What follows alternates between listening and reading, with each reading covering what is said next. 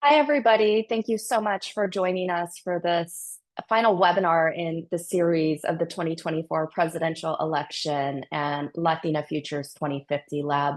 My name is Sonja Diaz, and I, along with Dr. Veronica Tariquez, co-founded Latina Futures. We're here after a pivotal election is now behind us, and part of this conversation is to reflect on its lasting impact, not just in terms of policy consequence, but electoral differences. Part of the role of Latina Futures is to amplify and spotlight experts with lived experiences. And amongst all of the rhetoric and the quick takes, there has not been a deep interrogation or curiosity about the experiences of reporters on the ground, particularly women of color and Latinas. And so this webinar today is going to feature many of the important voices that work to ensure that we have a democracy with accurate, fair, and truthful information. But what we're trying to do today is to weave together the experiences in the context of an extraordinary presidential election, one that saw a change of ticket, two potential assassination attempts, and results that were surprising by and large, not just for pundits, but also for a lot of people that mobilize communities day in and day out. And the impact of all of this has significant and substantial repercussions for the way in which American politics moves forward under our two-party system. One of the things that I think is really important about our conversation today is the gender gap in American politics. Research out of the Center for American Women in Politics at Rutgers University has reaffirmed that Black women, 9 out of 10 Black women voters supported the Harris-Walz ticket. They also did a deep dive around the polling and the exit polling for this election. What they deduced was that the majority of American women voters supported the Harris-Walz ticket. But again, women, just like Latinas, are not a monolith. What we saw time and time again over the last 3 cycles was that a majority of white women voters in this country reaffirmed their majority support for MAGA extremism.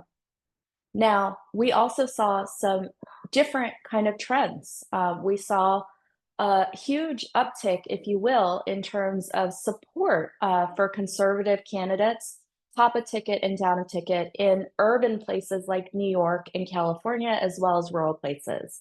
As it relates to Latinos and Latina voters, this is a place of serious inquiry, whereby there was increases in support by this electorate for the Republican Party.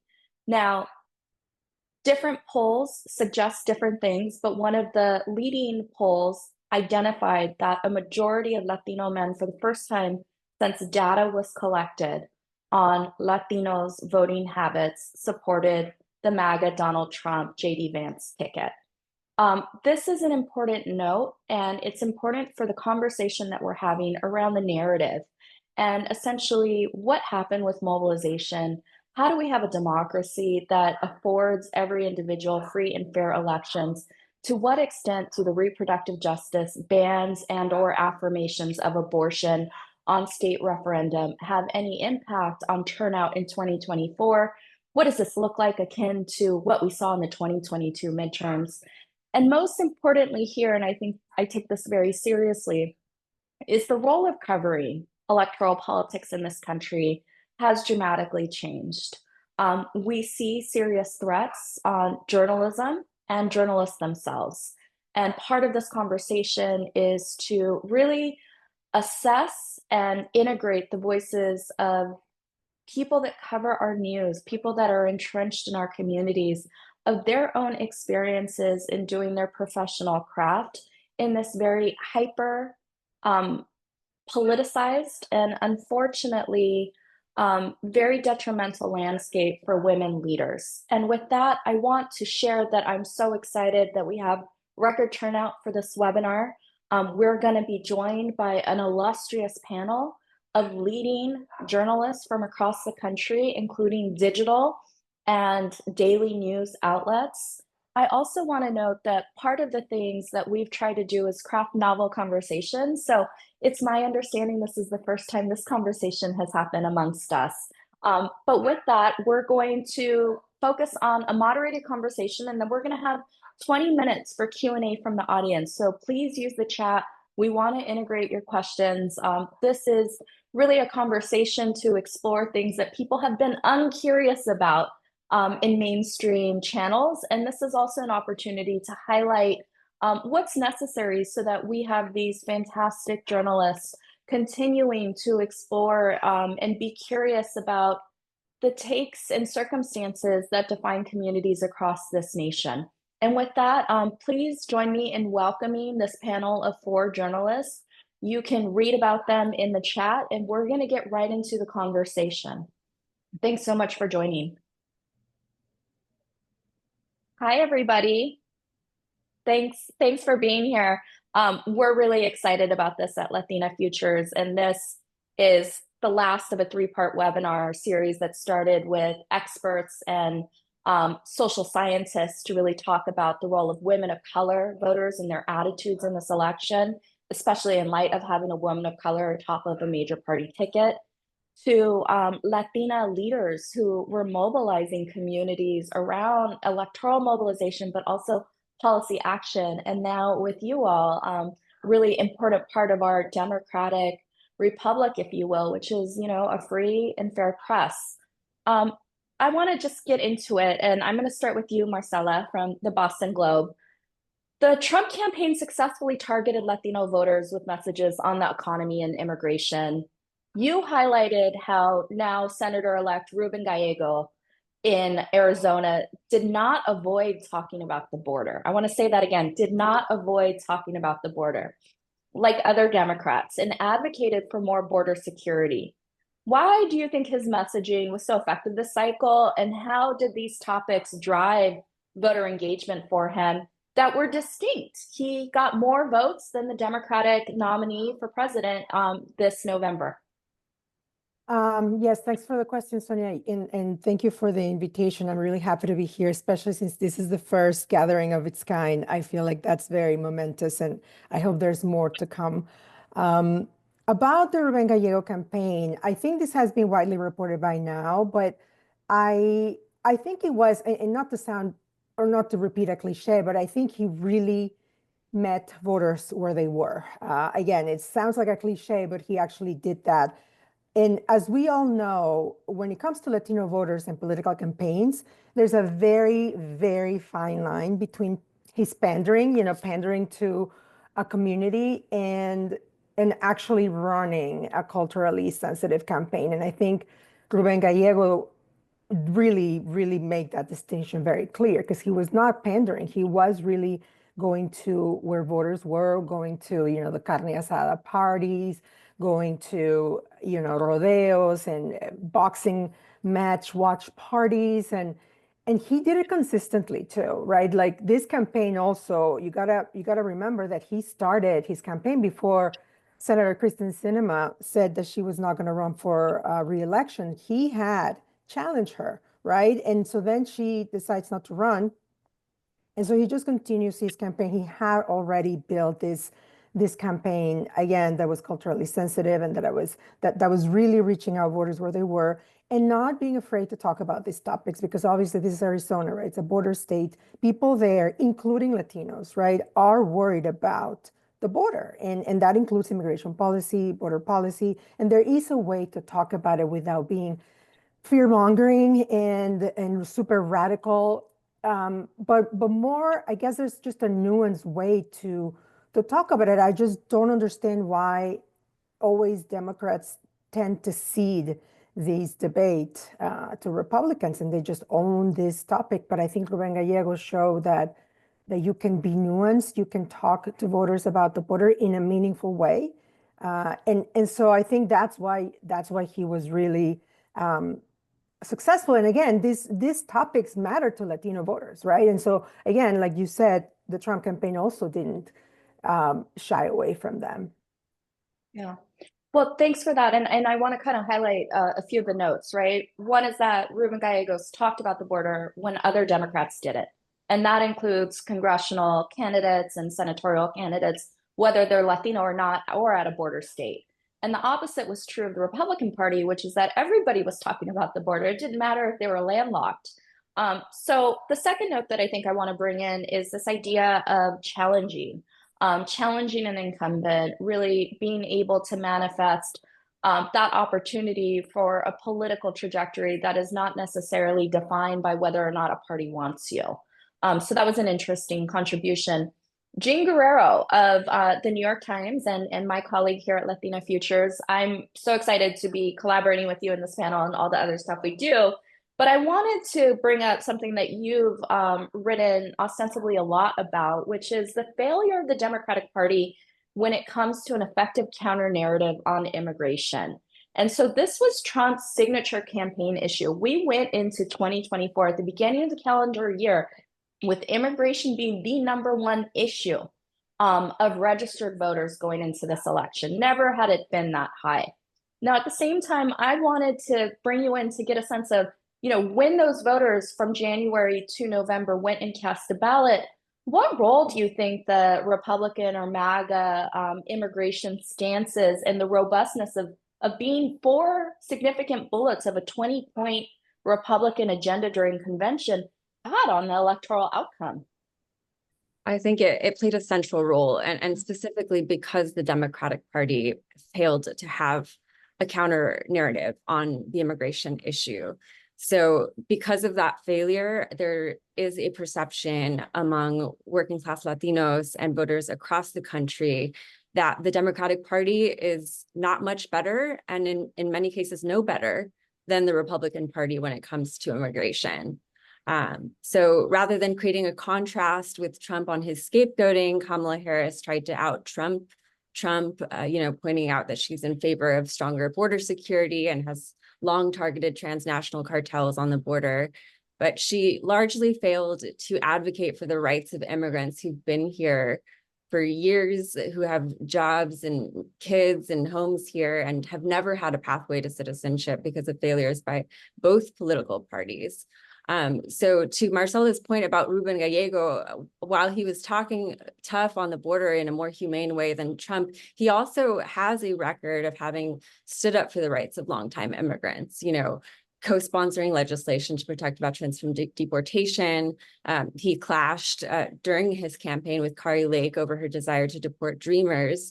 So he has this ability, as Marcela said, to talk about these issues in a nuanced way, which the Democratic Party has largely failed to do. And it's not just a failure of counter narrative, a failure of action, but it's also complicity in mass deportations. Repeatedly over the course of many decades, both Democratic and Republican presidents have deported Latino breadwinners and thus deprived families, mixed status families across this country of economic mobility. So when Trump talks about mass deportations, a lot of people think, well, just like the Democrats, there's a lot of disillusionment and exhaustion with all politicians when it comes to immigration, and a sense that the Democrats are not much better than Republicans. So I do think that was a big issue in this election, including turnout. I think a lot of people didn't turn out because they didn't feel like there was much of a difference when it comes to Democrats and Republicans on the immigration issue. And the immigration issue is an economic issue for millions of families across this country because of what I was saying in regards to breadwinners being deported and people being deprived of a living wage because they don't have a pathway out of the shadows. And I think the Democrats have an imperative to frame immigration as an economic issue. And the only candidate who is doing that in this election was Trump, saying that, that immigrants steal Black people's and Latino Americans' jobs. So this needs to be framed as an economic issue. The fact that deportations have been fueling inflation, the fact that people not having a pathway out of the shadows has contributed to economic inequality. And one of the reasons we see that failure, I think, is because the Democrats have been complicit and they need to reckon with that complicity. I mean, this is fascinating, and we're going to segue back to this as we think about what a second Trump administration looks like vis-a-vis Project 2025 and the role of Stephen Miller. But I want to highlight something that I've been grappling with around mass deportation and the state of affairs of our country and the lack of belonging and the predominance, if you will, of othering, which is that it's not simply facing a regime about capacity to deport. It is looking at people within households and within blocks and within communities to out people. And there are likely economic grievances or wants in those actions. And so this is going to not just be terrorizing of communities. This, in many ways, at least as it relates to Latinos, is going to follow on the impact of the foreclosure crisis of the Great Recession, to the impact of deportations under Obama, to COVID-19, to the present of really losing assets, whether it's small businesses or it is home ownership and housing.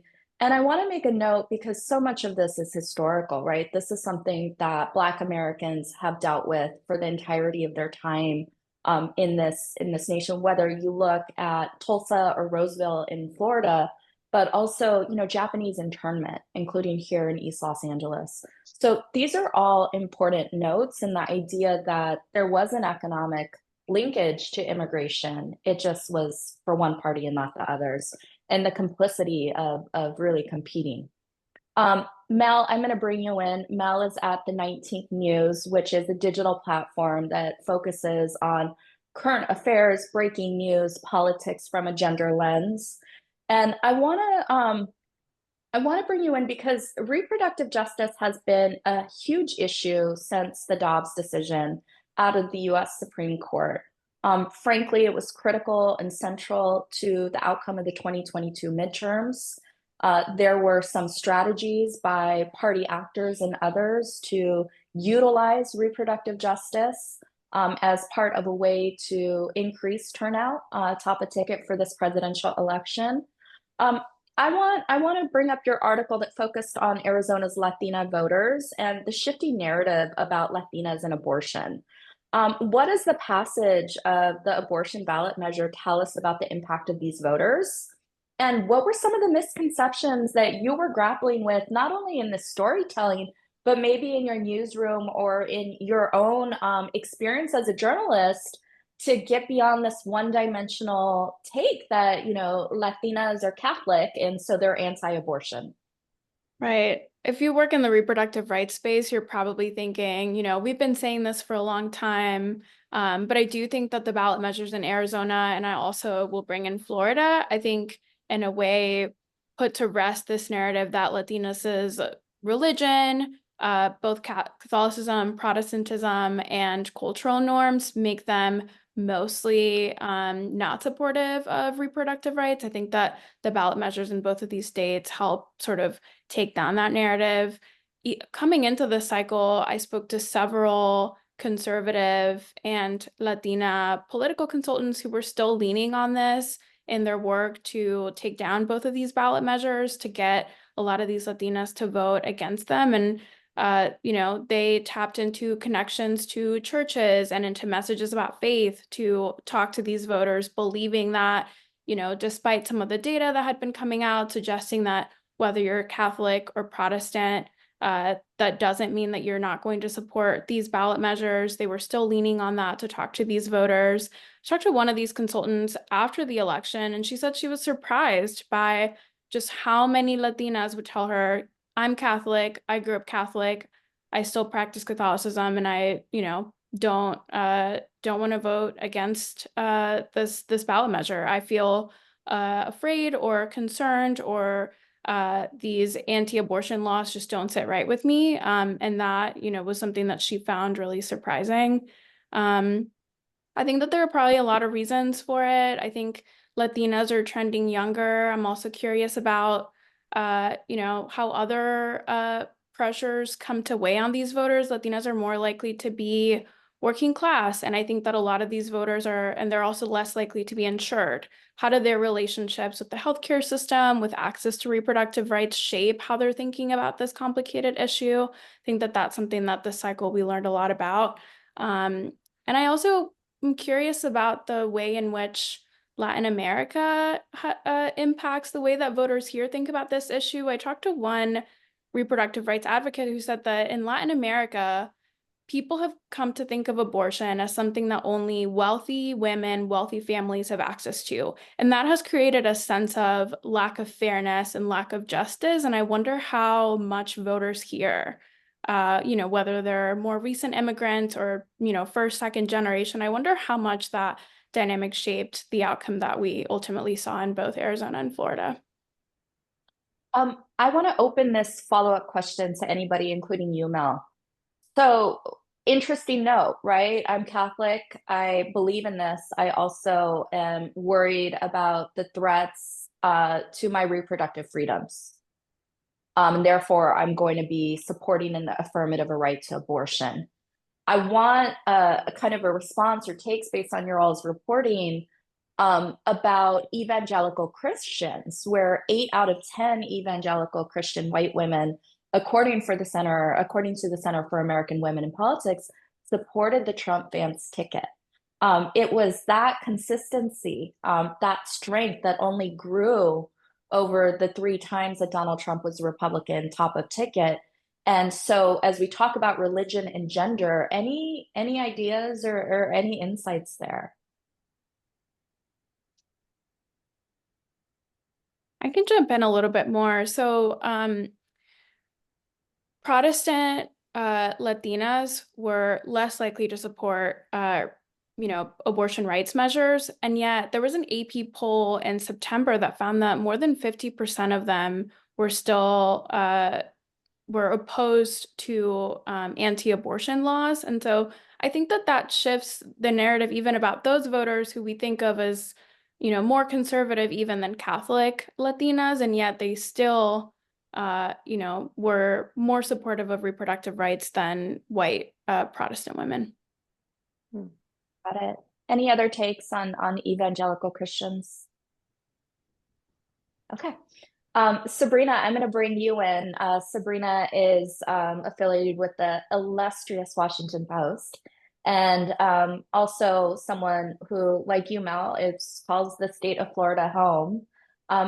Wanted to get a sense from you. You had the opportunity to talk to Ruben Gallego, and I'm sorry that we're focusing on this one candidate. There were so many others this cycle. But you talked to him about his advice for Democrats in winning over Latino men. And again, one exit poll, Edison, showed that you had a majority support of Latino men this cycle supporting the MAGA extremism.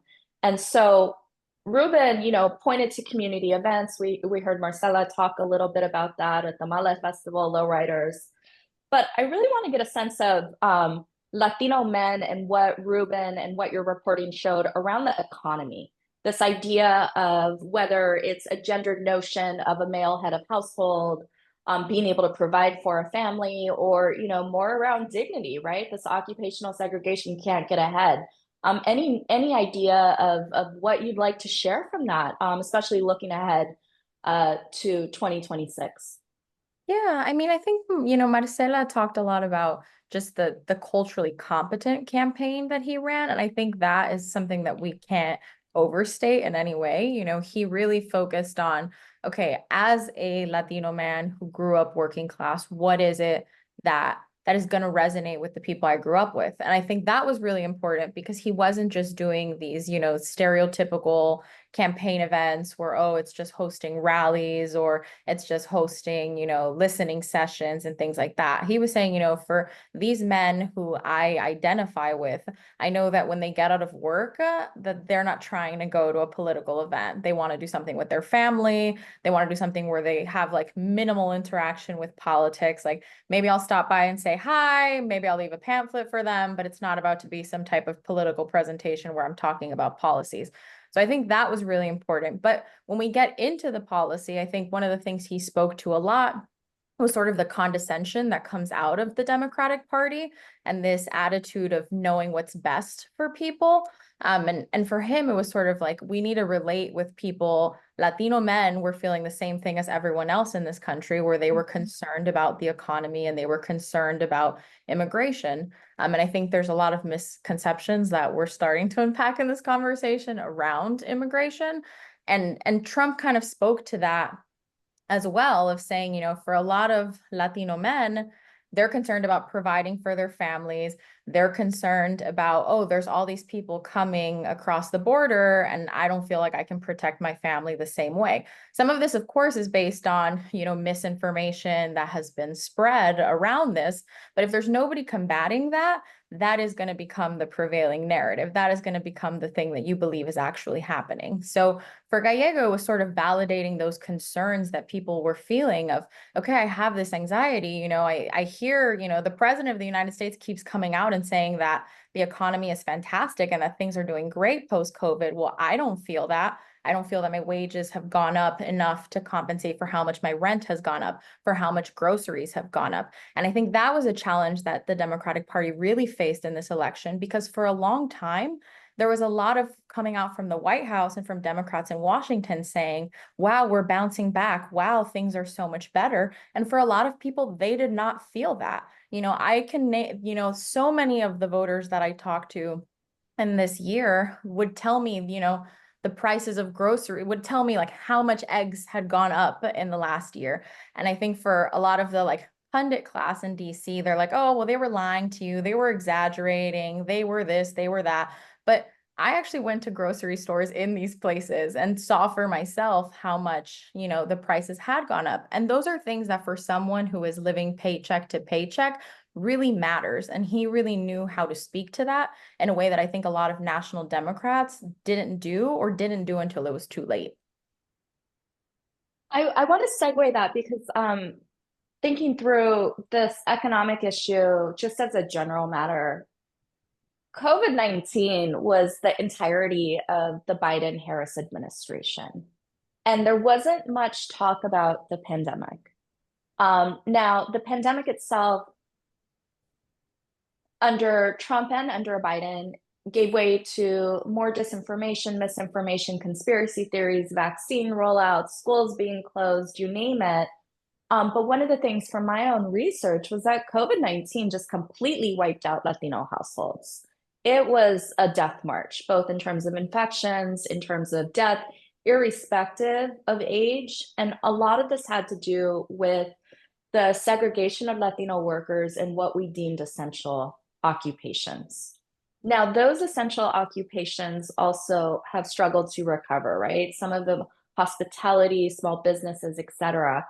Kamala Harris went big on small businesses. She focused on opportunity agendas, but those were really tailored to men of color, Black men and Latino men. She made some semblance of policy kind of outcomes that would support the economic anxiety and realities that many Americans, especially millennial or younger, were feeling around being able to buy a home, childcare tax credits.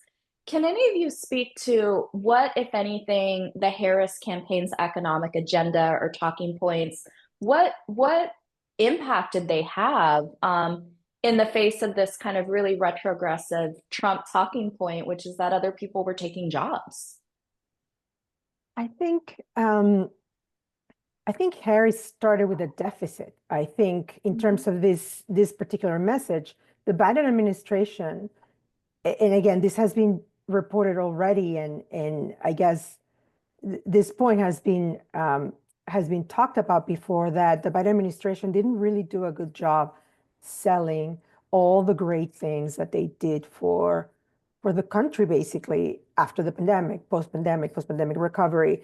The infrastructure bill back, like all these things that the Biden administration takes credit for. They didn't really sell it, or maybe just they didn't do it in a way that Black and brown people got the message, right? And so when Harris comes in, I think she started with that deficit that, she came into the campaign and she had these talking points, and she's like, I'm going to talk about this, and small businesses for Black and Latino business owners. But but there was that deficit already. And so there was no time for her to overcome that. There was no time for her messaging to break through, I guess, in with these families. And I think the problem again was prior to her coming into the campaign that there was just not enough work done around this economic message during the Biden administration when he decided to run for re-election. It just boggles the mind that they couldn't really find a way to sell this as an economic talking point when he knew that he was going to run for office again.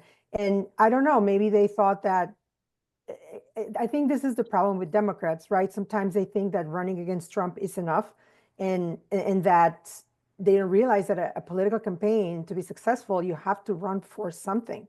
You have to have something to say, not something against someone. And I just keep thinking that they made that same mistake again, that they just were banking on the fact that Latinos were going to be afraid of deportations, completely ignoring the fact that what people were saying on the ground, like what Sabrina says, that people were worried about their economic futures. And of course, the price of eggs went up. I mean, I see it in my own household. Something as basic as vitamin waters, right? They're double the price now, or triple the price sometimes. I mean, and that's something not basic, but like imagine, like Sabrina says, for someone who's living paycheck to paycheck, it's super meaningful. And one thing I'll add to that, yes, thanks, Jean. On top of the messaging failure, I think a lot of voters felt betrayed by the fact that Biden ran in large part on a promise to provide a pathway to citizenship for the 11 million people who are undocumented, or more than 11 million who are undocumented, who've been here for sometimes decades. That was not ultimately a priority of the administration. And so the fact is that when Trump started talking about mass deportations, people may have been afraid of that, but they also were, in many cases, afraid of that during the Biden-Harris administration. They still lived in a situation of precarity, of not having, deportation protections, not having green cards, not having protection. And so that, I think, was a failure that led to a sense of betrayal that also contributed to this situation. Thanks for that. I'm going to segue from the economy to age and Gen Z and millennial, and then I'm going to segue to our kind of information landscape and media literacy. So let me start with age. We know that Latinos, like Asian American Pacific Islanders, are youthful, growing, diverse populations. We as Latinos are aging into the electorate. Now, many Latinos that are aging into the electorate are citizen voting age voters, right? This is because immigration has decreased over the years, and we have maturity, if you will, because of the youthfulness of this demographic cohort. 6 out of 10 are millennial or younger.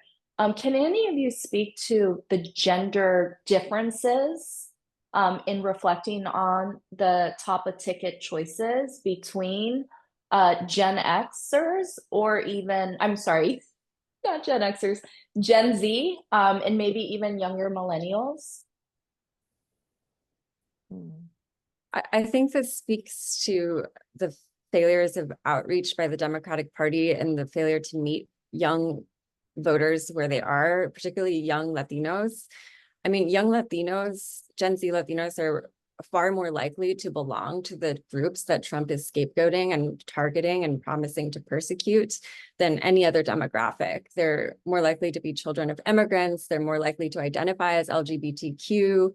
About half of Gen Z Latinos have an undocumented family member or friend. So the fact that Trump is winning, is gaining so significantly with Latino men, and particularly young Latino men, I think speaks to how the Democratic Party is not making use of new media in the same effective ways that the Republican Party has been doing with podcasts, with social media, with targeted advertising. I think the Democratic Party just really failed this time around to meet young voters where they are with the messaging that they needed to hear. Yeah. And I would add, I mean, I think we're going to repeatedly say there was a failure in messaging for the Democratic Party, in many regards in this election. But I think when it comes to the age of Latinos, I think keeping in mind here that Latinos, I mean, like we said, Latinos skew younger, and in skewing younger, young Latinos tend to less identify with either party. So a lot of people that I met who were younger Latino men who ultimately voted for Donald Trump, they don't see themselves as Republicans. They don't say that they're conservative or that they are, registered with the Republican Party. Most people I talked to, even people that voted for Kamala Harris as well, that were young, said, no, I'm an independent, nonpartisan, don't really consider myself to like identify with either party. I think both parties kind of have extremism. I consistently heard that message. And I think that that is somewhere there as well where Democrats struggled because they thought, oh, we want this loyalty. We're going to, get these people who we consider this group of people, Latinos, which again, for as much as everyone says, oh, Latinos are not a monolith, a lot of people continue to treat them like a monolith. And there was this belief that, oh, there will be this loyalty. And of course, they'll vote for Kamala Harris. She's younger. She's a woman of color. Think of all the firsts, her policy positions, reproductive rights. For all these reasons, they believed that, young Latinos were going to ultimately vote for her. But for many, they don't have that level of loyalty toward the party. And like Jean was saying, just the amount of the TikTok influence, which I know we're going to get more into information, but I think we can't understate that at all. Like there was so much of obscure podcasts that I learned about, or they're obscure to me as a millennial Latina woman, but that many of the young men, college-aged men that I would meet would talk about, oh, well, I heard Trump talk on this, or, oh, I heard something he was saying about this, and the mail they were receiving, and Turning Point Action, and just all these different groups and amount of information that was coming at them that they just weren't actually receiving from Democrats. I'll just add, oh, sorry, go ahead. No, you go ahead, Marcela. I just want to add something about, I just thought of this parallel. I'm sure I'm not the first one to think about this, but Bernie Sanders, right? In 2020, we tend to forget how well he did with young Latinos in particular, right?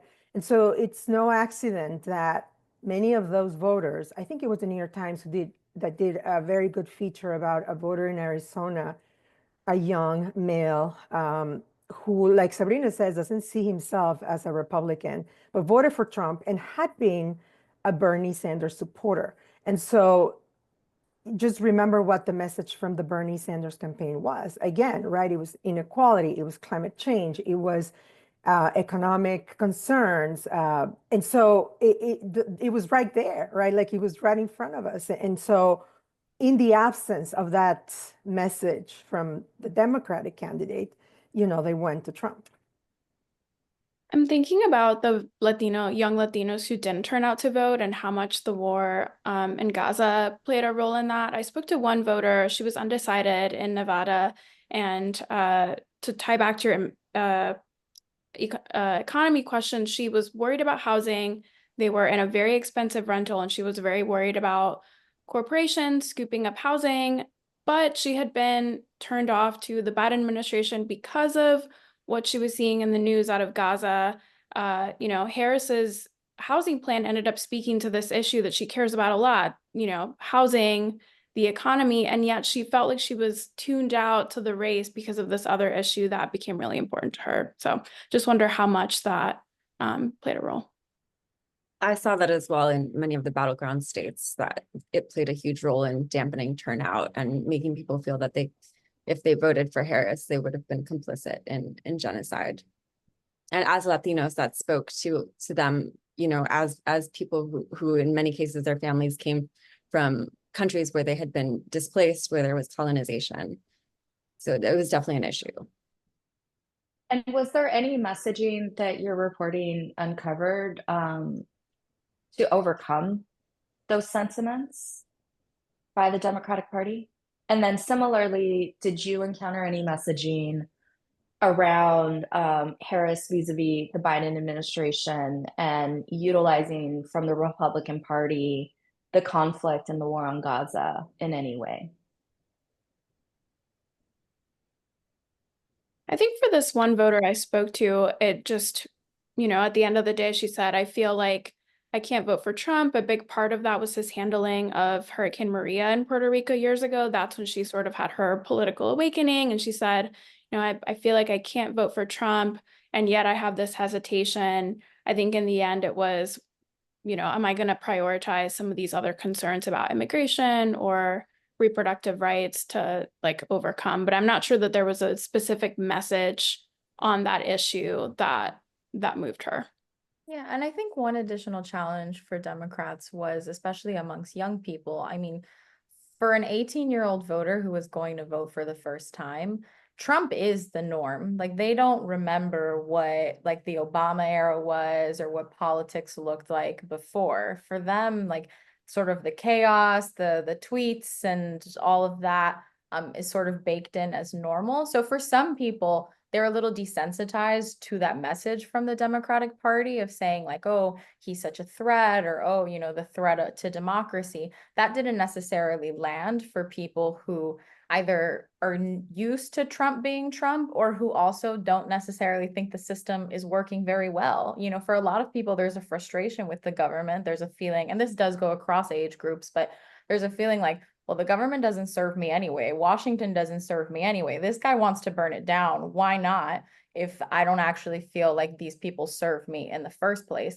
And I think that resonated, with some young people. Where I think Democrats did have some wins was in conversations about specific issues, was, reproductive rights at the end of the day for some people was a compelling reason to go and vote. And they might have had the reservations over Gaza, but then said, okay, well, I live in a state where, abortion is banned. I don't want to see it become banned nationwide. Or, there were little areas, like Mel said, that sort of helped convince some people, but clearly there wasn't an overwhelming, resounding message that combated the gains Trump made. Thanks for that. I have a lot of questions, and I'm sure all of you in the audience do. So please put them in the chat so we can incorporate them. We're going to now transition to media literacy and kind of our information universe, if you will. And it's already been talked about TikTok, but similarly, I know WhatsApp was a big thing in 2020 and 2016. YouTube. There's a difference in platforms that isn't just social media and digital, but it's also this political adjacent, right? It's these platforms that are typically politics focused. And my best example for an in-person live event would be, a Tamale festival is not, a political event, if you will, but you can talk about politics. And so in the digital area, it could be something that's talking about a video game or sports, but politics comes in there. And this was something that the Trump campaign spent a lot of time on. I'm gonna first go to Marcela because the Boston Globe focused on this complex media landscape, if you will, and the influence of these sources based on people's country of origin. And so I wanted to get a sense of what you saw in terms of how campaigns were able to capture voters in the digital space and how this shift is really impacting your kind of approach and media's approach to future elections. Yeah, the landscape is very fragmented. Obviously, as we know, we are in the business of the news here, and we have seen a huge dramatic fragmentation. Obviously, there's so many vehicles, there's so many platforms, and Latinos are basically mobile, mostly, right? They're on their phones, they are on WhatsApp. Latinos rely a lot on recommendations from their families, the memes that they get and that they take as news and that are endlessly shared on WhatsApp. And so this fragmentation is very scary, obviously, but it's obviously weaponized, or it can be sort of weaponized, right? Like as you say, I think the Trump campaign did, obviously, as we all know, did a good job reaching some of these communities through some of these vehicles and platforms, podcast, TikTok. Again, every time I interview people, Latinos here in Massachusetts, there's a significant Dominican population, and I always ask them, how do you get your news? Obviously, no one says the Boston Globe. They don't, and it's like I've gotten over it, but to your question about how we're thinking about these voters or this just, this public, how do we reach them? Newsletters, the Boston Globe has a very strict paywall, and so we're a paid product. You have to have a subscription. But more than that, obviously, it's not that Latinos cannot afford a subscription, right? It is that why would they subscribe to the Boston Globe if they cannot find news that they want there? And so what we've been doing, is to try to get to them or cover the news that they want to see through newsletters, which obviously are a free product. I have a newsletter that's in English and Spanish. And that's just one way of doing it. But at the end of the day, it's monumental. It's a monumental task because you're, again, competing with all these influencers, right? And so when I ask people, who do you watch? I remember 2 or 3 years ago, someone saying, oh, I watched this influencer. I'm sure you all know him, Carlos Eduardo Espina, right? And I remember when I first heard of him about 3 years ago, I was just shocked at the level of impact and following that he has. And this is basically a young guy who just posts what seems like 100 videos a day across platforms, Instagram, TikTok, Facebook, YouTube too, I think. But by and large, he has like more than 10 million followers on TikTok. That's where his following is. And so he just basically recaps or summarizes the news of the day, and with a heavy bent on immigration. He really, really does cover a lot of immigration things. And people ask him questions about immigration, about parole in place, about humanitarian, all these very technical things that impact day-to-day life for immigrants. And that he has lives with immigration attorneys. And of course, you cannot call him a journalist. The line is completely blurred there. Like, is he an activist? He actually was on the stage at the Democratic The National DNC. Convention, Yeah. which I was a little surprised, but and so, he's the only one that I can think of on the sort of on the Democratic side, on the left side, if you will, progressive, liberal, who has that type of following and impact. And where on the right, conservative side, you have a ton of podcasts in Spanish and English, and in Florida, just look at the media ecosystem in Florida, right? So, there's just not an easy answer to your question, I think, is what I'm Yeah. trying to say. It's just, I think the more we reach people, the more we are aware of where people are. I think, that should be the end goal, like meet people where they are ultimately. Again, not to sound trite, And but that really is the goal. Marcela, I think that there's an electoral piece of this, and then there's also a bigger polarization piece of this. So part of it is there's no regulatory landscape for social media, let alone AI. Last time Congress did anything was the late 1990s. What we saw this election was that even the political podcasts, the political channels, were not under any regulatory scheme, including the FEC. And so when we talk about money in politics and, Citizens United, there's a whole nonprofit / business side of this political enterprise to support and platform these ideologies. And it is imbalanced, and it is not counted in what we're seeing in terms of our transparency in election administration and election finance. This is a huge issue that nobody is talking about, but it particularly is something that we're going to age with because of the relevance of these new likely voters who voted for the first time. I wanted to bring in all of you because there were some moments of the campaign that we saw that were really big and happened on social and mainstream news, or really didn't happen at all. One were the attacks on the Haitian community in Ohio. The other ones related to the hurricanes and disaster response and the focus on immigrants receiving assistance for which they're entitled to. And then similarly, I think that there has been a real big thread that has been influenced by moneyed interest in the digital spectrum around what asylum seekers and what refugees are getting from local municipal state governments vis-a-vis what historically disadvantaged and excluded groups are challenged with overcoming, including housing and affordability, economic outlooks that look very meek. So can you all talk about this content, this, I think what researchers are calling a polluted information ecosystem, and any commentary of how this came up in any of your reporting? This was the biggest challenge I faced in talking to voters was how ingrained the beliefs were around all of this, around immigration specifically. I think Donald Trump focused so much, and I went to I lost count this year how many Trump rallies I attended for work.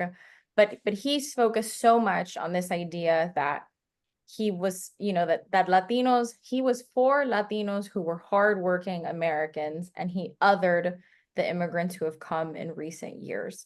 I think that was a key distinction. I think one of the big tells of where things were heading was the New York Times Siena poll in October that showed that a majority of Latinos did not identify with the migrants that Trump was talking about.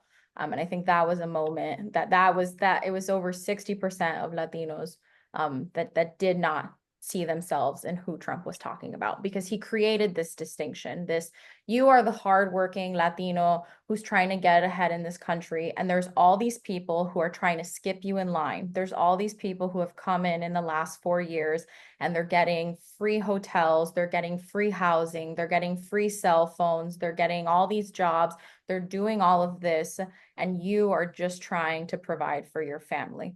A lot of that was based off of course, wrong information, things that were not actually happening. It would be, one story would be amplified of a hotel that was repurposed in New York to temporarily house some migrants for a shelter, or, one specific charity doing a program that was giving out phones to some migrants, or even the busing that was taking place where the governor of Texas was sending people to other states because he didn't want them in Texas. It was always based on like a grain, or not always, but it was at times based on a grain of truth, a thing that happened, and was amplified as if that was what was happening with all of these migrants. And I think that we just didn't hear a lot from the other side combating that, fact checking that, coming out and saying, this is not true. The thing that you're hearing, that's not happening. And of course, there is a question like, whose responsibility is it to do that? Whose responsibility is it to do the fact check?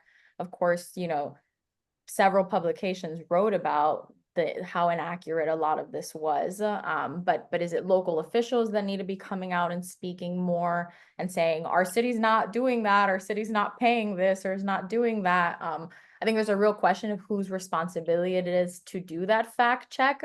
But it became so pervasive, and just so many people would be talking about it, even if it wasn't something happening in their community. It could be someone in the middle of Wisconsin telling me, well, they're going to end up coming here because they keep going everywhere else and taking over, cities. And it was all based off of like little grains of things they had heard and pieced together to formulate what their opinion was. And to your point about Democrats, there wasn't a ton of messaging from that party saying some of these undocumented immigrants that Trump is talking about are hardworking, are people that you might know that have been working here for a long time. He wasn't just referring to, new arrivals. It was undocumented immigrants broadly, and there wasn't a good message to combat that. There was a moment that I wrote about.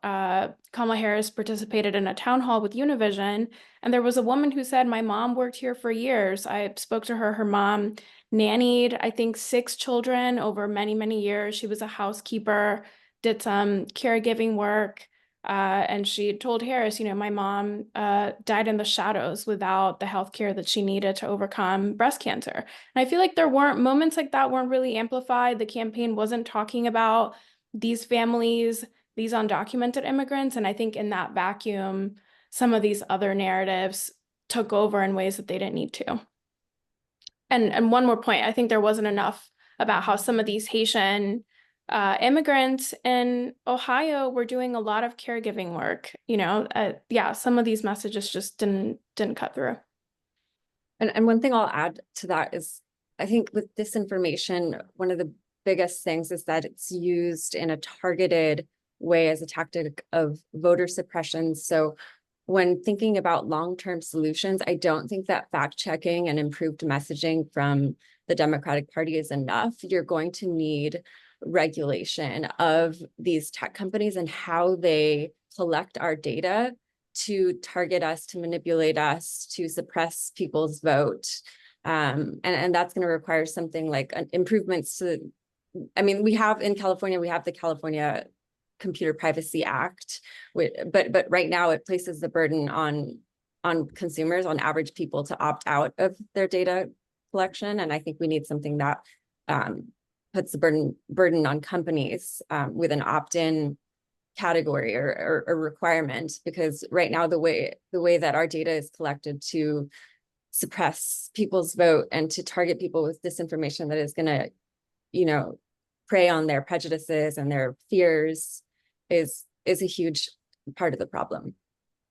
And, you know, all of this is making me think that next year is really talking around information and the role of news media and the role of policymakers at the state level, with consumer protection being a big hook, but also the First Amendment. So stay tuned. Would love to think through all of that with you all. But one of the questions I have that I'm going to kind of leave us with, and then I'm going to go to audience Q&A, is really, you know, the testimonial of the personal experience of you all as journalists, as professional journalists, covering a hyper politicized, violent election, and just, you know, to the extent that you want to share, what has it been like? What support is there? What support isn't there? What are some of the considerations that you're grappling with in the 4 years that await us? It's very scary. I mean, I just wrote a column about what the press can expect when Trump comes in, and there's this really sophisticated software out there to spy on people, right? Like, why wouldn't he weaponize or deploy that against journalists? And so it's very scary. It's hard not to catastrophize, but we are in that type of moment, right, where you're catastrophizing about all these things that are going to happen to these institutions and to you individually, right? As a journalist, I mean, I'm in my news organization, we have some support. As a columnist, because, you know, that's an important distinction. I write opinion columnists, and people accuse me all the time of being biased. And I guess they've missed the memo that a columnist is supposed to be biased. That's literally what an opinion is.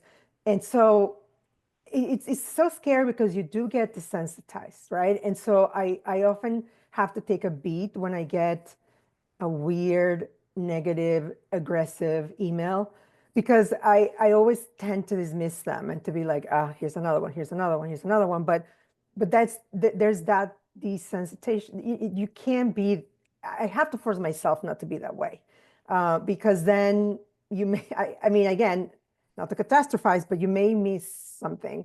I mean, thankfully, I've never been in danger myself, but of course, I've heard of other colleagues who have been targeted. And again, the next 4 years are going to be a little scary for the profession. But, you know, again, I really don't know, other than turning off your phone or stopping the work, like what can you do? You got to just keep doing what, you know, what the job is, and hope for the best. Sorry to sound so negative. I'll add to what Marcela said. I won't go into details, but I've been dealing with credible threats since the day that Trump was announced victor, and heightened harassment. And so my sense is that people are feeling very emboldened to go after journalists, particularly Latina journalists and journalists of color who cover the communities that Trump is planning to target. And my sense is also that Trump and his allies will be aiding and abetting this harassment. And it's scary. I mean, I started my career as a foreign correspondent in Mexico, which, as many of us know, it's one of the most dangerous countries in the world to be a journalist, where you see regular assassinations of journalists, mostly Mexican journalists. But I lost a close friend and fellow journalist when I was there. A source of mine was assassinated. And when I moved back to the US, I never imagined that the US could end up being an extremely dangerous place for journalists as well. But I can feel that this is happening, and it's imperative for us as a community to prioritize the safety and defense of journalists, particularly the journalists who belong to these communities that are being targeted, because without their voices, I do think democracy is going to die for good. But I think it speaks to the importance of events like this, where we can find a sense of community together and know that we're not alone, and that we do have support. Yeah, I hope over the next 4 years, we will have the resources that we need for safety, but also feel empowered to still be able to go out and talk to voters, talk to regular people. I think that work is going to become more dangerous, and I think that the resources we'll need to do that safely are going to increase. And I think our news organization is well equipped for that, but it's something that's on my mind. The RNC was, shortly after the attempted assassination against Donald Trump, and there was a heightened security threat that we felt and that other folks had assessed. And so I remember that being a somewhat scary time. I think that if you present to somebody who is different than the majority of the crowd, I think that adds to your sense of lack of safety. And so I think that the feeling that I felt that weekend before that event, I think is going to carry on for the next 4 years. And I would just add, I mean, I share all these same concerns. I'm also just worried about less safety and more just like how polarized of an environment we're in, of just how divided everyone is. I think in the wake of the election, I think one of the hardest and most frustrating things for me was seeing the amount of like blaming of Latinos. And like, I know several of us dealt with this on social media and stuff, but just seeing like the vitriol against Latinos. And again, I think so much is often talked about like MAGA and Republicans and more of like far right extremism, but it was, people on the left criticizing Latinos, blaming Latinos, saying, I hope you're first in line to be deported. There's going to be a whole lot less of you in 4 years. And I think that kind of rhetoric and that kind of language, regardless of who it's coming from, is a danger and is really deeply concerning for the future, if we ever even hope to have a future where, it's a more united country. Thank you all for that. And I'm going to sit with that for a bit because there's a lot. And obviously, you're not alone. Many women with detectable brain cells have been the object of violence and abuse, especially online. Okay, I'm going to bring in some of the audience questions. So a lot of threads were around messaging and differentiation and or incorporation in response to. So one is the idea of generational status differences amongst Latinos and how that played into their mobilization. And paralleling that is around language, whether they're limited English proficient in Spanish dominant or English. Can you talk about the 2024 cycle as it related to disaggregation or segmentation of Latino voters to really understand that they are heterogeneous and tactics that campaigns use to reach those voters?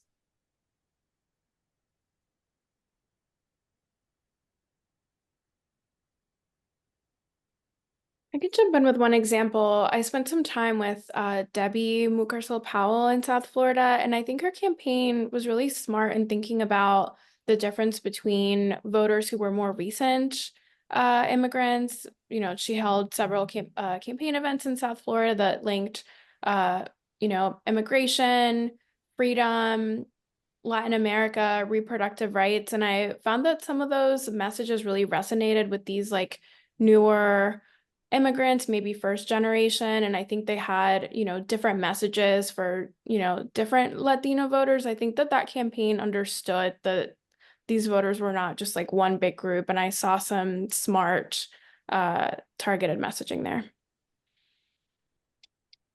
Following up on that, just another question that just came up in the thread that gets to this generational status. And so there was a lot of hoopla over Latinx a few years ago, and whether that's incorporated in political mobilization. Similarly, we experienced this cycle because Trump made inroads and invited Latinos, particularly Latino males, to participate in MAGA as part of the MAGA umbrella in ways that were an opposite from 2016 and even 2020. There is this confusion that some people seem to be experiencing as to why a voter would vote against their interests. And so in the chat, there were different examples. So anecdotally, Puerto Rican, after the Madison Square Garden comments about the island being an island of garbage, still supporting and mobilizing voters to support Trump. Or undocumented family member that supports their family members vote for Trump, even with the mass deportations.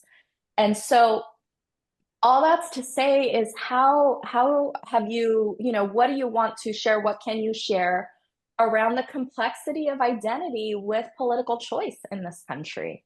And I'll just note, and I don't think this gets enough, which is that a majority of white women voted for Donald Trump. That's like that you have to repeat. That's like a very important. People forget about it. People forget about it.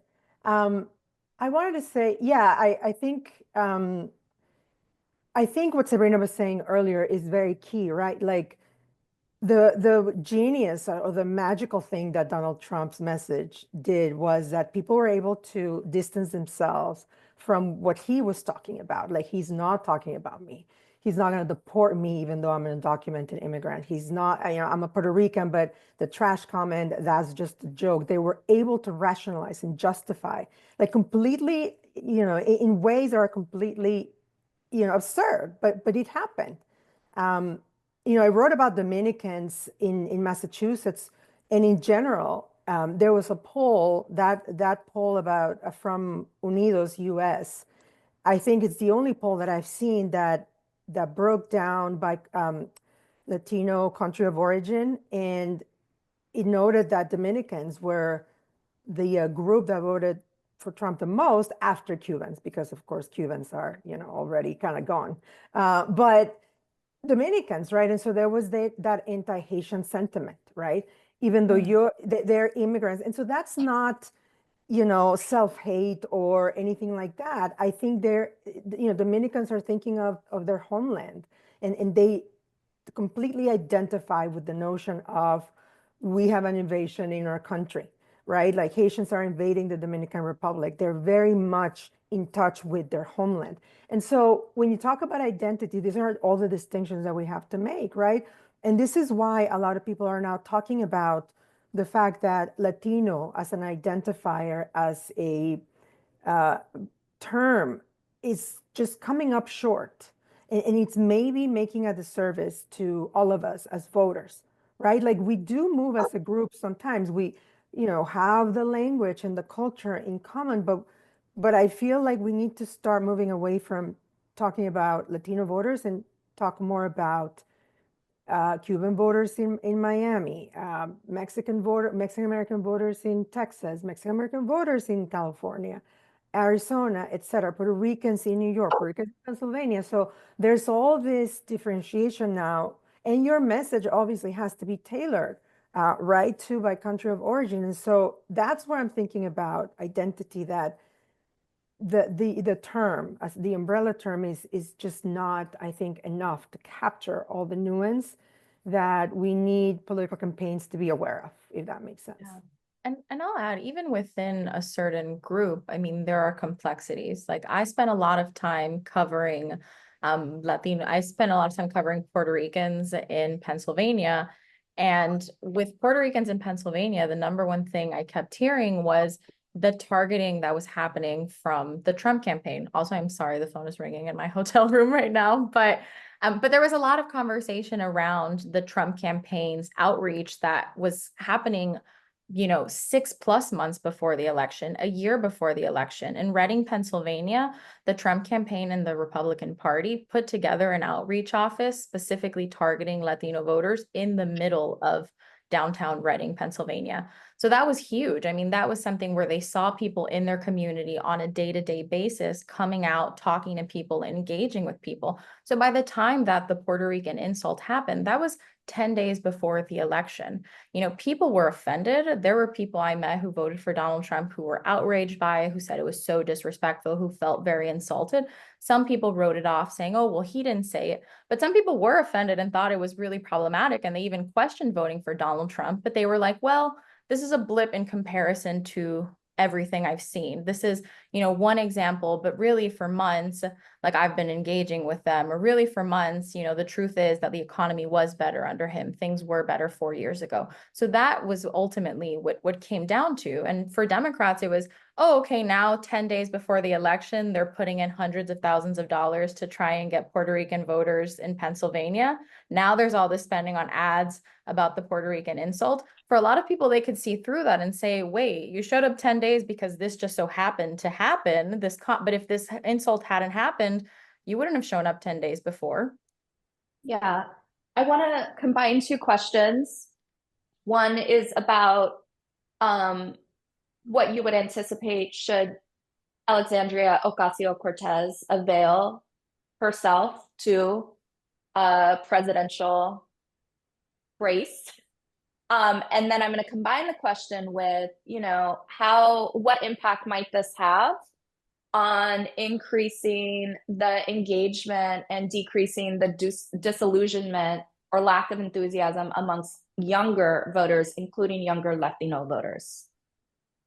I mean, I think it's too early to be talking about this, but maybe that's just me. I will say this. I have been very impressed with the outreach that Alexandria Ocasio-Cortez does directly with her constituents. The way she does Instagram lives, Instagram stories, she connects with them on a very personal and authentic way. And I think that's very, very impressive. Does that mean that she will run eventually a very good presidential campaign? I don't know. Again, I feel like it's a little too early. But does she have potential? Is she smart? Absolutely. And again, she has unlocked that code of how to talk to people directly and in a way that, again, feels genuine and also meaningful. Like she talks about policies. Like I remember she did a CODEL, a congressional delegation trip to, I think it was Chile or maybe Uruguay. I can't remember, but she documented the whole trip on her Instagram, and it was gripping. Like I was because she was talking about real policies, but she was also talking about this is what I packed, and again connecting in a very real way. I feel like nobody else is doing that in terms of members of Congress, and she's young, she's super energetic, and again, I think she has a great future, and I'm really looking forward to seeing what that is. Again, I think it's too soon to be talking about presidential. I think it might be a little too soon too, but as we're talking about Democrats' challenges with working class voters, I think her speech at the DNC, specifically the line where it says there's no shame in working for a living, I think that really resonated. I saw it resonate online, and I think that she might be somebody who, even if it's maybe a little too early to talk about presidential, can speak to that working class challenge that we're talking about Democrats having with Latino voters right now. Awesome. Okay. I don't know that it's too early to talk about because we do have someone who is just a few years older than her that is second in line to the presidency. That's true. So just a note on age that comes research, right? Research focus is that this country has been more supportive of engendering male leadership at younger Sonja, ages. and just to clarify, I didn't mean age. I meant it's early in the cycle because it just feels like I haven't recovered from November 6th, and just to think about, that's what I meant. I did not mean, and because of course I agree with you 100%. I didn't realize that JD Vance was just a couple, well, yeah, how old is JD Vance? 30, 39. 39, and 39. and AOC is Like 35. 35. 35. Yeah, exactly. So no, not age at all. And just to follow up, closing that research thought is that women are elected to office or appointed to serve as judges at much older ages than their male peers. Jean, you wanted to say something, and then I'm going to throw in another question from the audience. Yeah, I just will say that in the right-wing media sphere right now, the panic and the hysteria at the mere notion that the idea of AOC running speaks to, I think, her real potential. Got it. Thank you for that note. The engagement in the chat in response to that. Here's a question I didn't ask, but it is in the chat. Based on your reporting, what was the impact of Kamala Harris's identity as a multiracial woman of color in whether or not people would cast a ballot in her favor?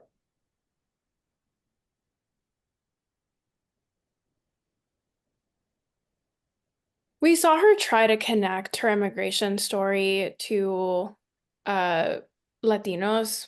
One of her first ads in Spanish, had a photo of her and her mom and talked about her parents' immigration story. But at the same time, it's not something that she leaned into as much as I think some folks would have expected. She didn't lean into her gender and some of the ways in which Hillary Clinton did, perhaps, and maybe that was just borrowing a lesson from that campaign, that didn't really resonate with voters, that wasn't a path, or maybe it was personal. I think in several interviews she spoke about how she didn't want voters to think of supporting her because of her gender or because of her race or because of her immigration story. So I don't know how much it resonated. I don't think that she put all of her resources into connecting with people that way. I guess my question to that point, Mel, is less of like the candidate, but the response of voters to their gender. And I'll bring up something anecdotally that came upon the questioning of a woman's capacity to lead the United States as president, and the comfort of some voters of having, a female senator or female congressperson or state rep, but not in the presidency, and some of the online commentary about how this would make the US weak. Did you come across any of that? I think it played a huge role with white voters. I mean, the idea that she is a socialist, that she's a pro open borders, all of these scaremongering tactics that the Republicans use, I think stick with her because of ingrained racism in our society. And there's countless voters, white voters in particular, who I think shied away from her because of that. So even though she knew that it was a weakness and used language that was meant to compensate, or not, she knew it was a weakness, but that knew it could hurt her with white racist voters. I think that, she used language like the US needs to have the most lethal fighting force in the world, to try to like masculinize herself and really kind of in a way embody white supremacy with statements like that. It still wasn't enough to overcome the ingrained racism and misogyny in society, where we saw a majority of white voters vote against her. Thanks for that. I think Last question, I'm going to bring Sabrina in. Sabrina, I wanted to ask you, and then would love follow-up from everybody else, about what issues are you all beginning to report on as we anticipate January 20th, 2025, the inauguration of Donald Trump to his second administration. And Sabrina, we'll start with you. Yeah, I mean, I think right now the question is, how much does he follow through on everything he promised to do? I think that's sort of the watching right now. the positions. He's in the process of course, announcing all his picks for his cabinet and who his top advisors are going to be. And I think those give us some insight into what he is very committed on. And of course, we heard him talk so much on the campaign trail about immigration, about mass deportation, and based off of the people we see him, hiring and tapping for positions, it's clear that that is going to be a top priority on day one. How that actually looks, I think, the conversation around mass deportation ultimately is pretty abstract. You talk to voters and there's, mixed understanding of what that means. And I think that's something also, again, very important to understand. A lot of hype was made around polls that show that a majority of Americans support mass deportation. When you go and talk to a lot of voters, they don't actually think that that is what he's going to do. They think that he's only going to deport certain people. Oh no, he's going to send back criminals. Oh no, he's only going to send back, the ones who are causing trouble or the ones who are taking advantage of the system. So I think going into January 20th, for me right now, it's really understanding, okay, what is going to happen on January 20th? What exactly is it that he's going to start to roll out? What is that going to look like? And preparing for what the reactions from people are going to be like, because I think for a lot of people who are banking on that he's actually not going to do what he promised, they may be in for a surprise once he comes into office. And I think one of the reasons a lot of people think he's only going to be going after serious criminals is because they remember the first administration and they think to themselves like, oh, my uncle, my brother, he was not deported under the first Trump administration. And there was a lack of understanding of the way that sanctuary policies protected a lot of people that Trump did want to go after. So I think moving forward, one of the things I'm going to be looking at is how local and state leaders like Governor Newsom and Attorney General Rob Bonta hold the line against Trump with sanctuary policies and really do so in a bold and public way. Like, we are a sanctuary state, we are a sanctuary jurisdiction, and we are going to protect our immigrants and create this understanding among communities that if they're not targeted, it is only because we have these laws locally and in certain states that protect people. And I think it's going to be crucial for these elected officials to hold that line. Yeah, absolutely. The mass deportations is one thing that's looming heavily in my mind, especially because, like Sabrina said, this is all very abstract so far, right? And the question also includes or involves, where are we going to deport all these people, right?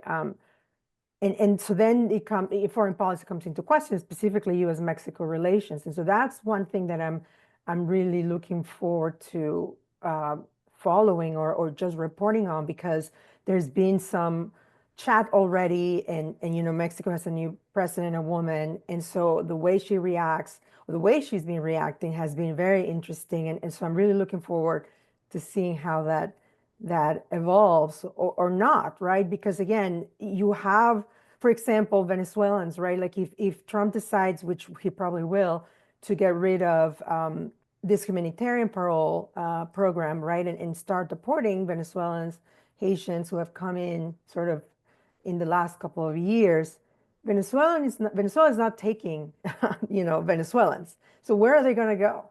Because we don't have relations with Venezuela. We cannot deport Venezuelans to their country. So that's a big question, right? I know it's a logistical, operational question, but it's important because, again, Mexico is going to come into play.